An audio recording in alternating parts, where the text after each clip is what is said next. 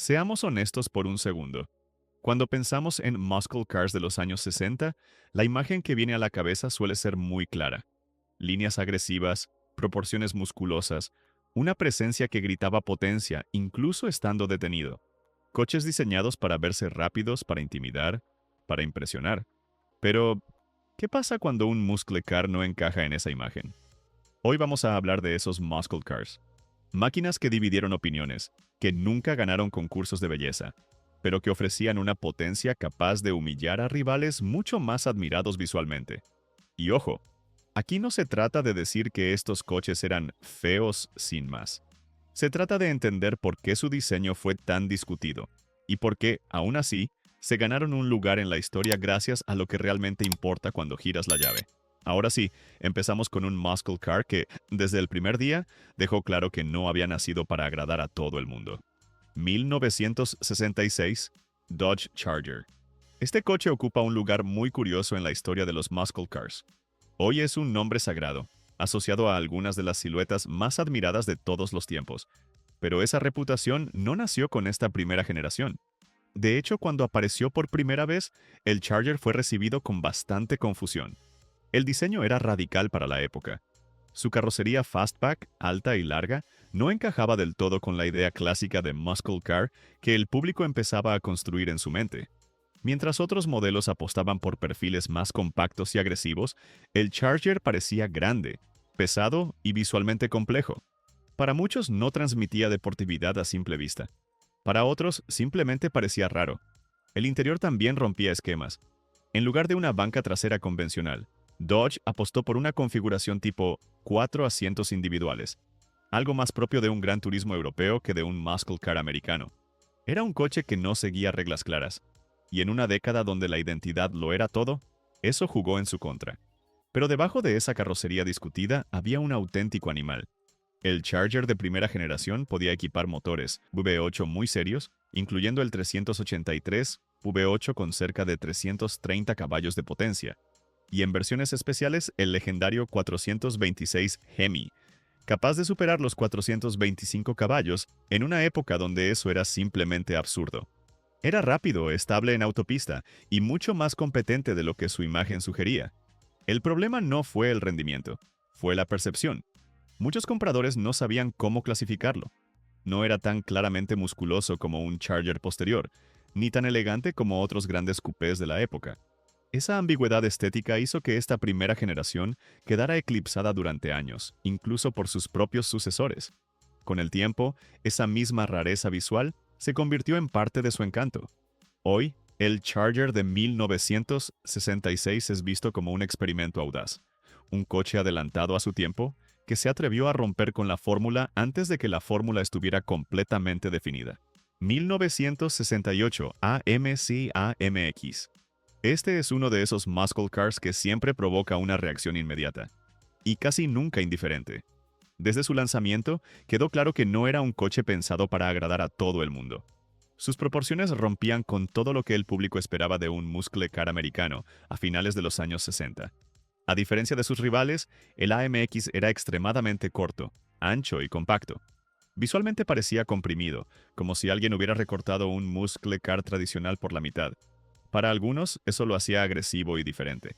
Para otros, simplemente lo hacía extraño, desproporcionado y difícil de interpretar. No tenía la elegancia de un coupé largo ni la presencia clásica de un fastback bien definido. Ese diseño tan poco convencional no fue un error, sino una decisión consciente. AMC quería crear algo distinto, un muscle car más enfocado en la agilidad que en el tamaño. El problema es que el mercado todavía asociaba la potencia con coches grandes, largos y visualmente pesados. El AMX parecía ir contra esa lógica y eso generó desconfianza desde el primer día. Mecánicamente, sin embargo, no había ningún motivo para dudar. El AMX ofrecía motores V8 muy serios, incluyendo bloques de 390 pulgadas cúbicas, con potencias que superaban con facilidad los 300 caballos. En línea recta era rápido, contundente y sorprendentemente eficaz. Y en curvas se sentía más firme y controlado que muchos muscle cars más grandes. Era un coche que rendía mejor de lo que su apariencia sugería.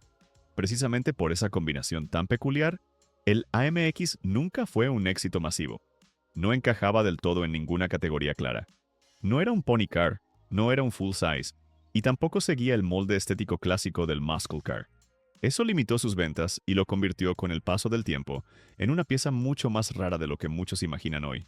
Con los años, esa rareza visual pasó de ser un problema a ser parte de su identidad. El AMC AMX no buscaba ser bonito según los estándares tradicionales. Buscaba ser diferente, y lo logró. 1966. Oldsmobile 442. Este es un nombre que hoy se asocia directamente con respeto, potencia y una reputación muy sólida dentro del mundo de los muscle cars. Pero las primeras versiones de mediados de los años 60 no fueron recibidas con ese estatus automático. De hecho, durante bastante tiempo, el 442 cargó con una crítica constante. Su apariencia no parecía estar a la altura de lo que ofrecía mecánicamente. A diferencia de otros muscle cars que apostaban por líneas agresivas o detalles visuales llamativos, el 442 temprano tenía un diseño sorprendentemente serio. Era alto, cuadrado, con superficies planas y una silueta más cercana a la de un sedán familiar musculoso que a la de un coche pensado para competir en la calle. Para muchos no transmitía emoción. Parecía demasiado correcto, demasiado formal, casi conservador. Ese contraste fue clave para que parte del público lo mirara con desconfianza. En una época en la que el diseño empezaba a ser una declaración de intenciones, el 442 parecía no gritar nada. No intimidaba visualmente, no provocaba. Simplemente estaba ahí, sólido, pesado y discreto. Y eso hizo que muchos subestimaran lo que realmente era. Porque bajo esa carrocería sobria se escondía uno de los conjuntos mecánicos más serios de su tiempo.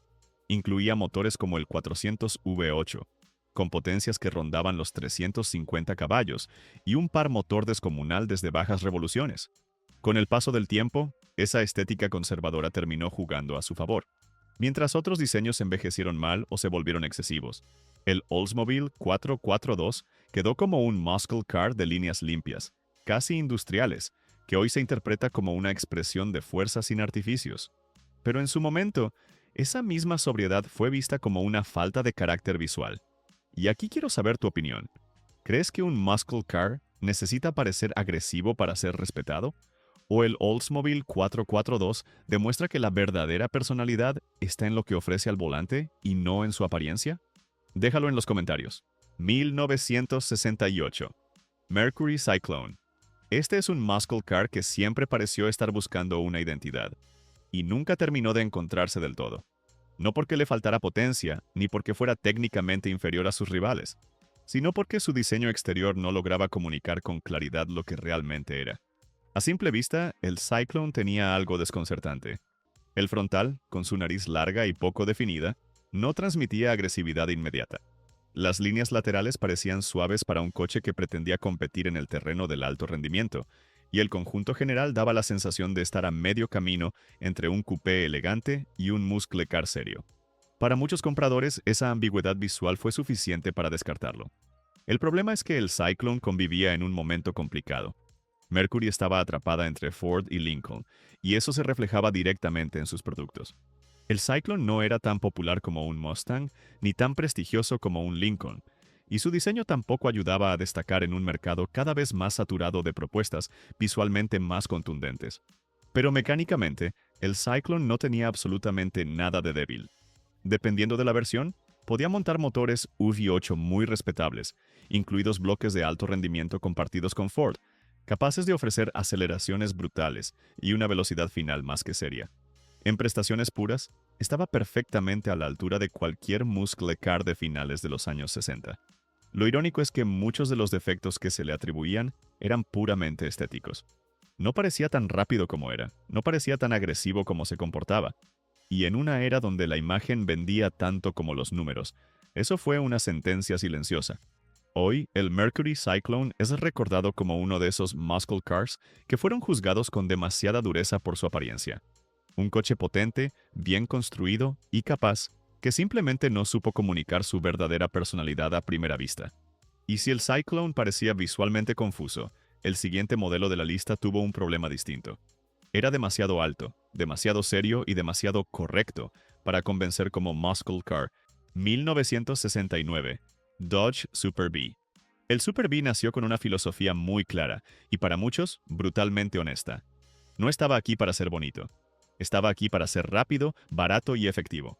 Y esa decisión estética tan directa fue, precisamente, lo que lo convirtió en uno de los muscle cars más polémicos visualmente de finales de los años 60.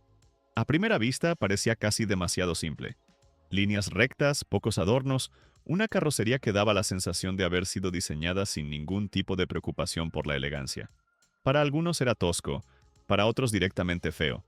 No tenía el refinamiento de un Charger, ni la presencia imponente de un GTX.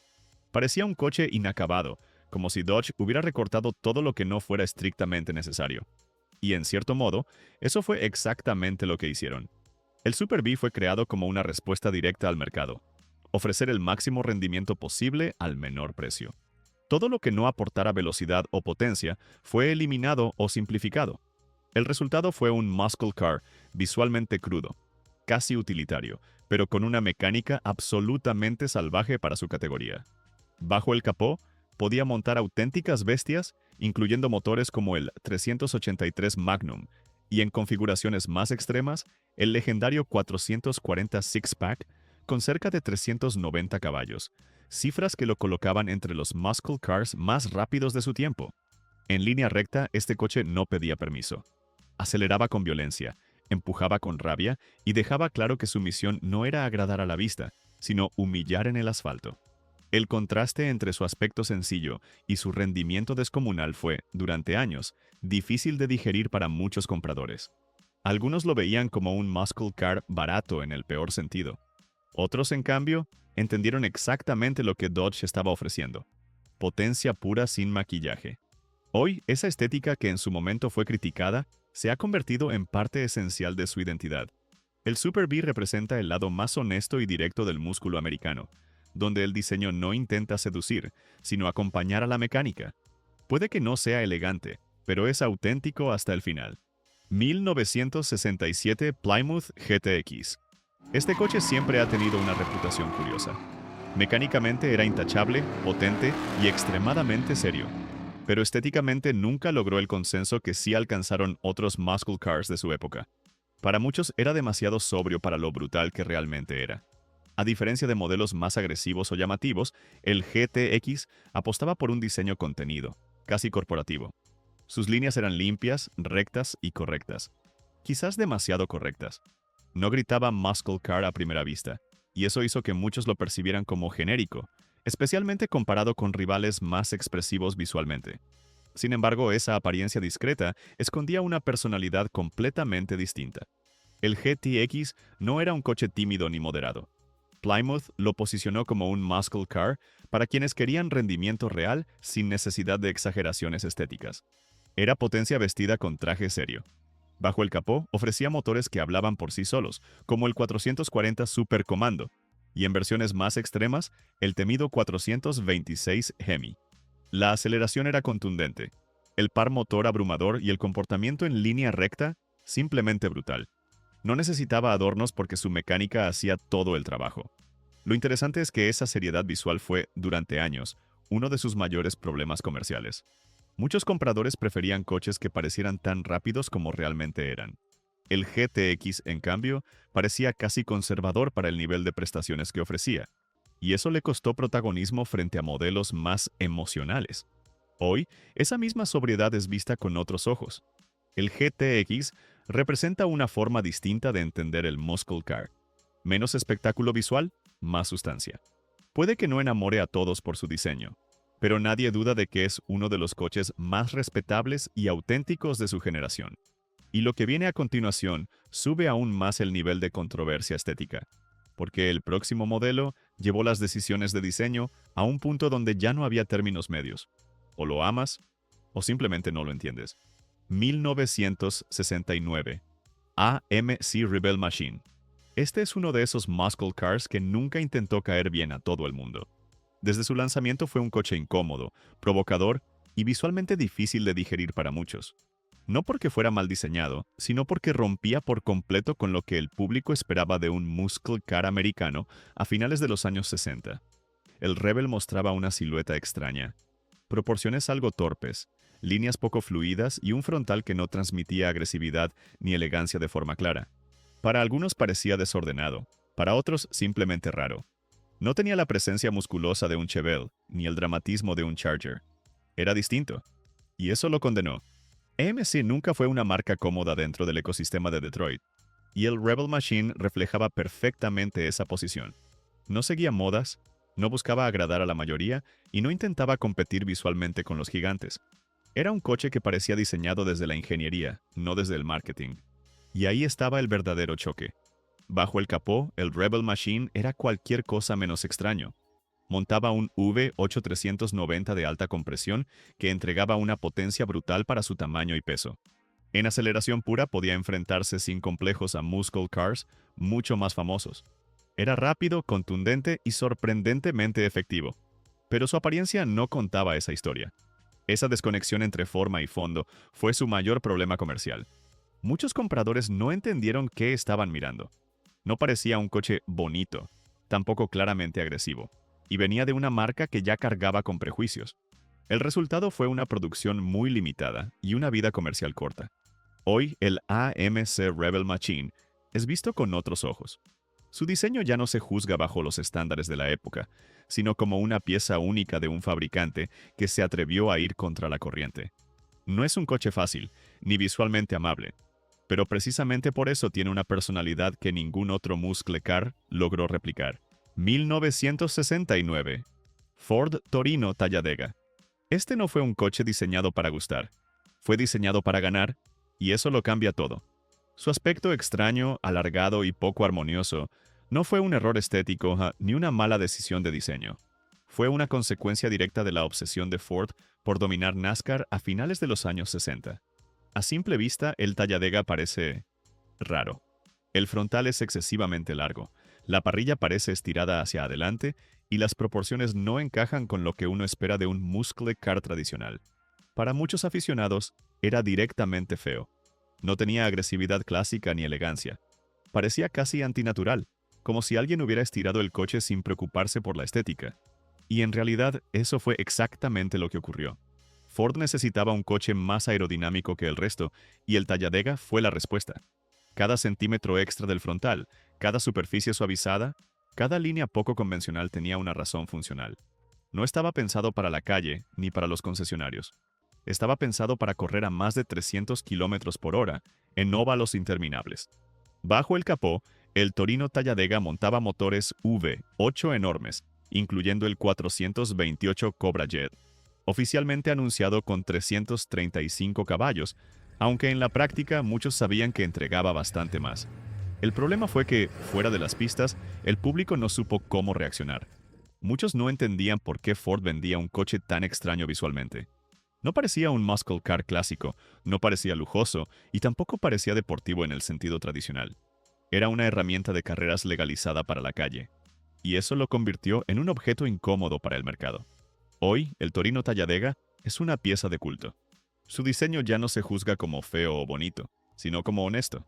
Cada línea tiene un propósito. Cada rareza visual cuenta una historia de competencia extrema. Es uno de esos coches que solo pueden existir cuando la ingeniería manda y el diseño se ve obligado a obedecer. Y así llegamos al final de este recorrido por algunos de los muscle cars más malentendidos de los años 60. Coches que no fueron diseñados para cumplir con un ideal de belleza universal, sino para cumplir una función muy concreta. Lo interesante es que ninguno de estos coches fue realmente un error. Cada uno representa una decisión, una época y una forma distinta de entender el músculo americano. Y quizá ahí está su verdadero encanto. Porque mientras muchos muscle cars buscaron ser perfectos, estos se atrevieron a ser distintos. Y gracias a eso, hoy siguen generando debate, opiniones divididas y conversaciones apasionadas como las que tenemos aquí. Ahora quiero saber tu opinión. ¿Cuál de todos los muscle cars que vimos hoy te parece el más incomprendido? ¿Hay alguno que hoy te guste más que en su época? ¿O alguno que jamás lograrás aceptar visualmente? Déjalo en los comentarios, porque este tipo de coches siempre despiertan puntos de vista muy distintos. Y si te quedaste con ganas de ver el otro lado de la historia, ese donde el diseño elegante escondía una potencia inesperada, tienes que ver el siguiente video del canal. Allí hablamos de los coupés de lujo más rápidos de los años 60, auténticos sleepers que parecían tranquilos, hasta que aceleraban. Haz clic en el video que aparece en pantalla y continúa con nosotros este viaje por la era dorada del automóvil. Gracias por acompañarnos y nos vemos en el próximo video.